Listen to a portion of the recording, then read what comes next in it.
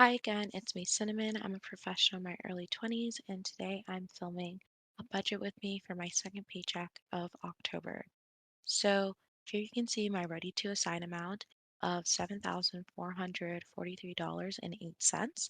And this is my gross pay and about $80 in a gift from a friend and my phone reimbursement. So I do like budgeting on my gross pay because I consider everything like an expense, how much you're putting into your 401k, for example.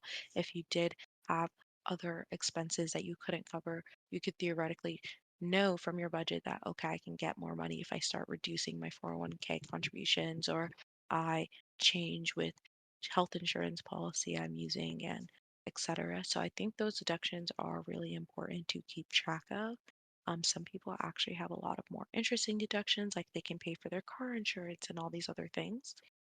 So, yeah, it's something you're paying for, and it's good to just keep track of how all of your expenses are affecting you. So, that is accounting for a lot of this 11 overspent you're seeing here. And so I'm going to go and cover that overspending with my paycheck. So what I'm covering are my normal deductions like my insurance and my taxes and also my contributions to my HSA and my 401k. I just press the underfunded button here and then reset available amounts because I don't want to save for these in advance. I just want to cover them as I get paid.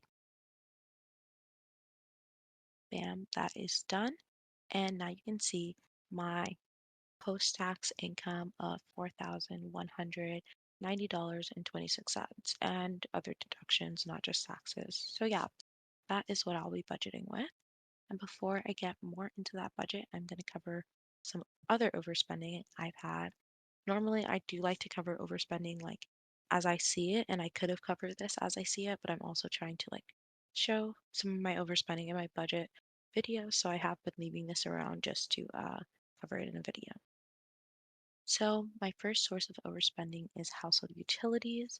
The reason why I was overspending in this category is because I got hit with two of my utility bills around the same time. So, I got hit with July and I also got hit with August at the same time. I think last month, yeah, as you can see, I barely paid anything in utilities last month. So, it's just a matter of time.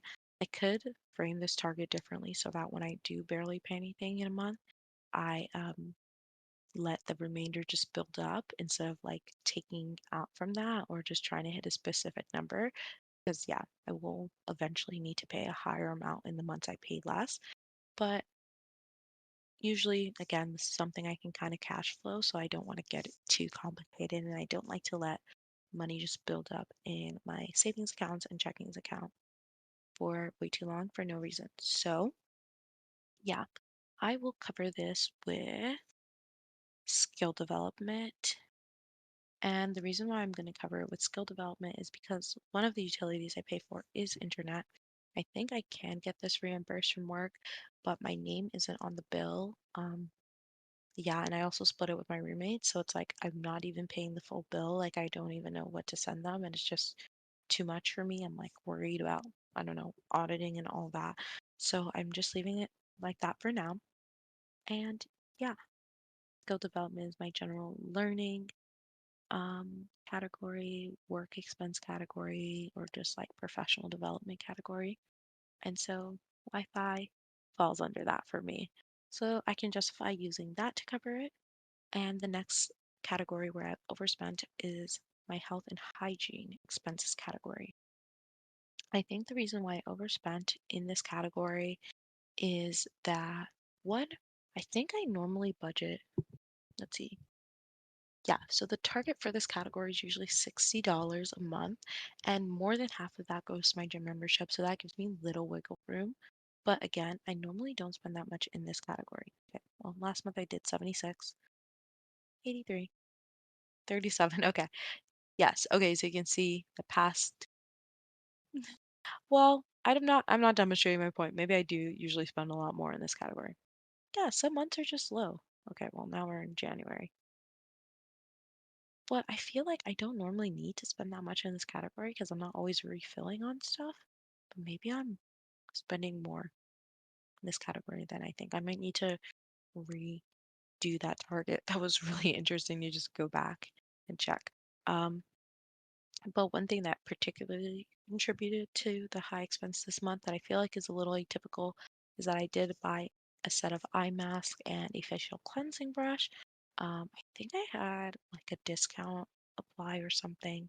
So this amount was a little bit less than I actually like the total of the items. Um, yeah, and that's like pretty atypical. Like it's not the standard thing that would usually fall in this category, like my toothpaste and my bar soap. So yeah, I feel like I did really re-up this month, and because of that facial cleansing brush, I'm just going to cover it with aesthetic expenses because that's like a beauty thing. Even though aesthetic expenses is more for clothing, I do have like a whole sinking fund for my shopping spree right now, so I feel comfortable using that to cover. I am gonna just go back to last month and see how I spent so much in this category. Giovanni's. Oh, okay, so I bought some hair products. Haha, that's really funny. And I had to re-up on my facial moisturizer. That was pretty on target though. And the month before that, body care re-up. What did I buy? Like if I did body care re-up, I would imagine I got bar soap, but I just ran out of my bar soap. I feel like it should last more than a month or 2 months. No, a month. I got it on the 24th. What did I get for body care re-up? I need to double check that. July was fine. June was fine. May. Yeah. That body care re-up is confusing. I don't know what falls under that. Um, but yeah, okay. Maybe next month, if it's high again, I will change the target. So that is all my overspending. So now I can get into my budgeting. I have already fully funded for the next month. I just put it into a next month's holding category. I don't like to go actually into the month and select everything out. I just feel like that's too much. So I just have a holding category. I have the target number I know I'll need to cover everything for that month. And yeah, I wasn't able to, with my last paycheck, fully fund my investments. So I will do that with this paycheck. And I wrote the number I need to add. I believe this is the number I need to add. Yes. So with that, I am now working on hitting my 50% stretch goal. I could contribute more to this and just again accelerate the timeline of everything, but I'm not really like feeling it. This is now the money I have for like my sinking funds, and the reason it's so high this month is because earlier I got a reimbursement for work. I spent a lot on some work travel, and I got that reimbursed, but I covered it myself first. And when I did get that reimbursed, I used that to hit my savings, start hitting my savings goals. So now this second paycheck is going less towards my savings goals than it usually would. That makes sense. Yeah. So now I get to jump to my sinking funds category. I get to replenish this, which I'm so excited about. So I have $3,463.60 going to my sinking funds. Just as a recap, because I'm trying to get better at saying numbers, before I contributed to my sinking funds with my first paycheck, I was able to put $3,390.86 into my month ahead fund, and I spend out of this fund every month. And I was able to put, let's see how much I was able to put into investments.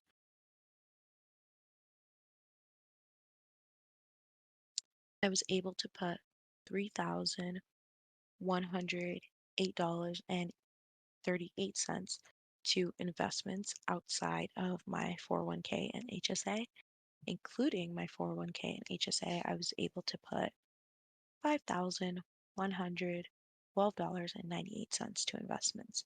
So yeah, that's those are really strong numbers. Like when I'm actually saying it like out loud, it's kind of like dawning on me, like, oh wow, that's a lot going on there.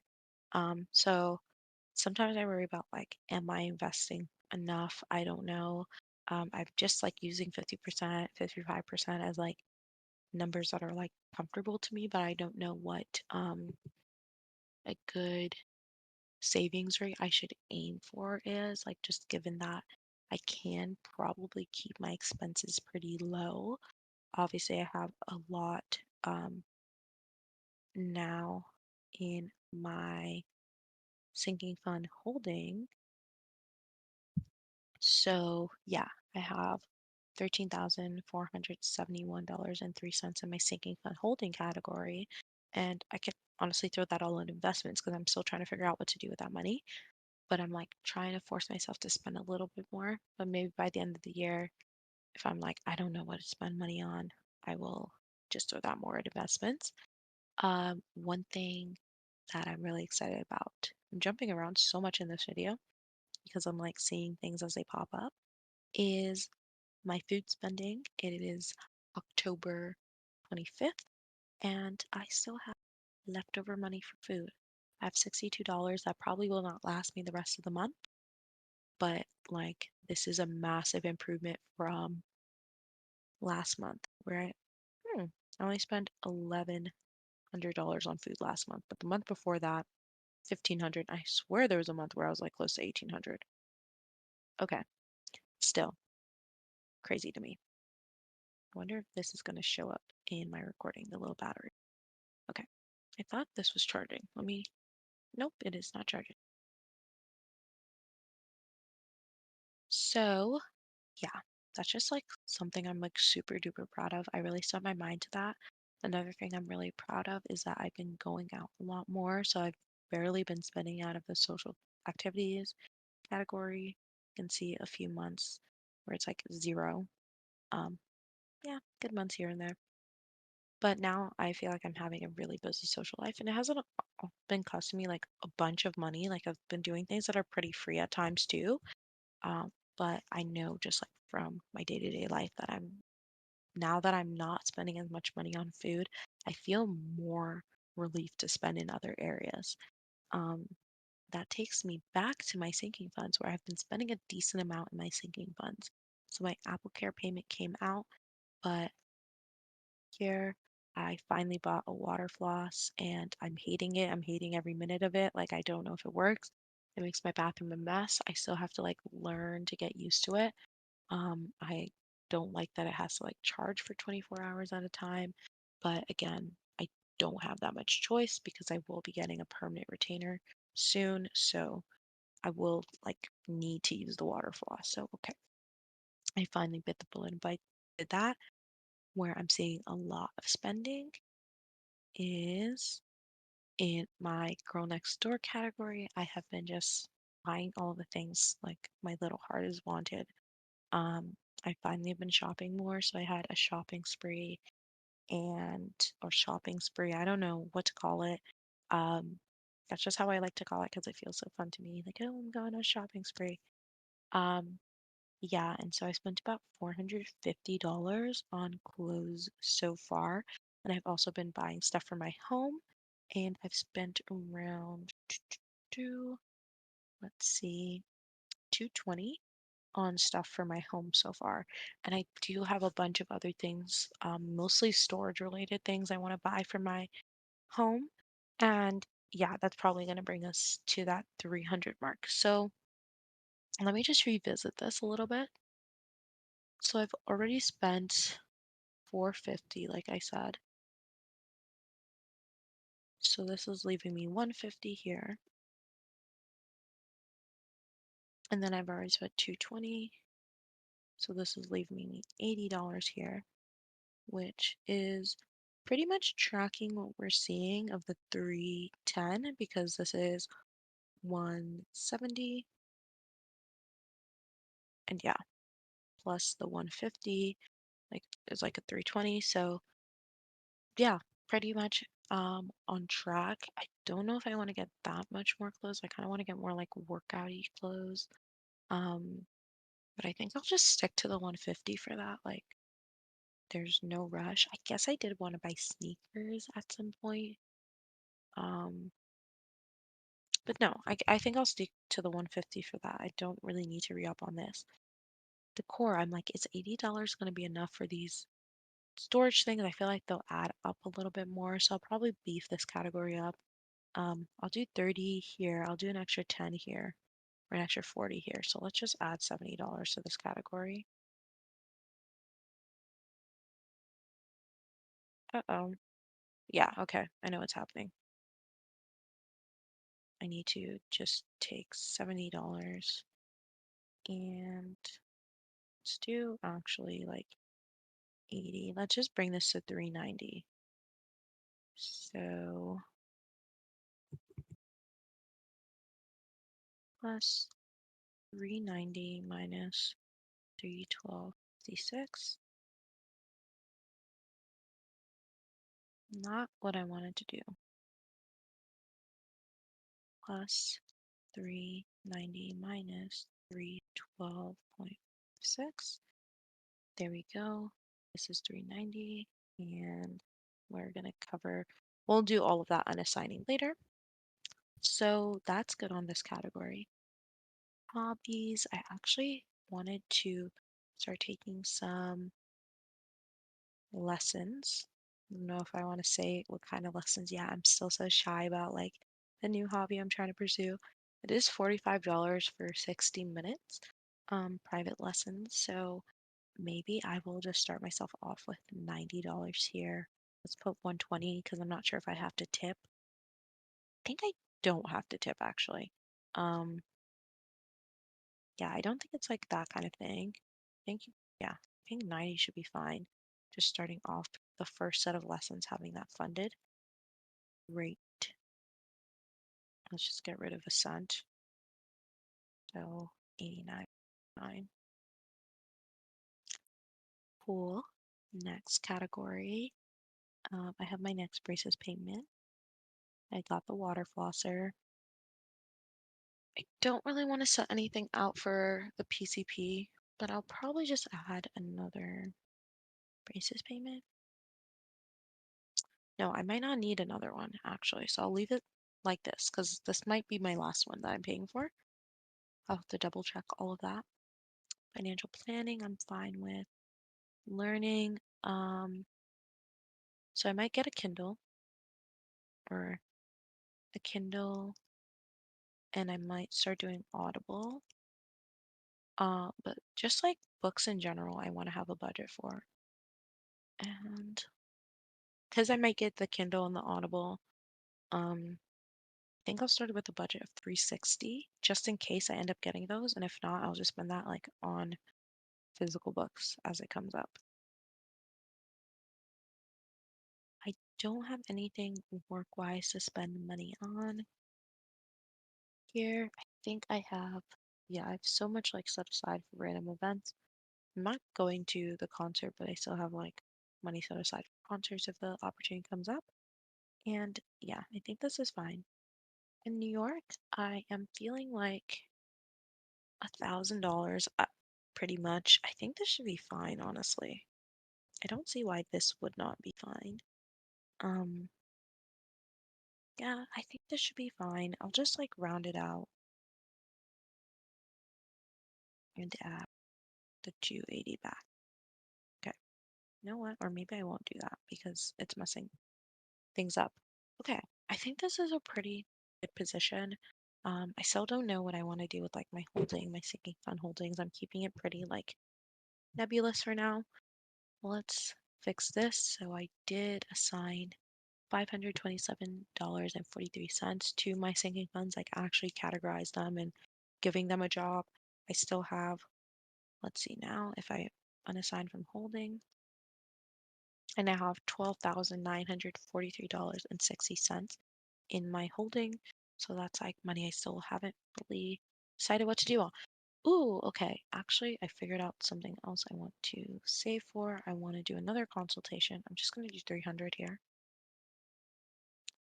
And I haven't booked it yet, but yeah. Okay. So now I have $12,600 in holding. I just remembered I wanted to do that consult. I'll try to book it late November, I think that'd be a great time.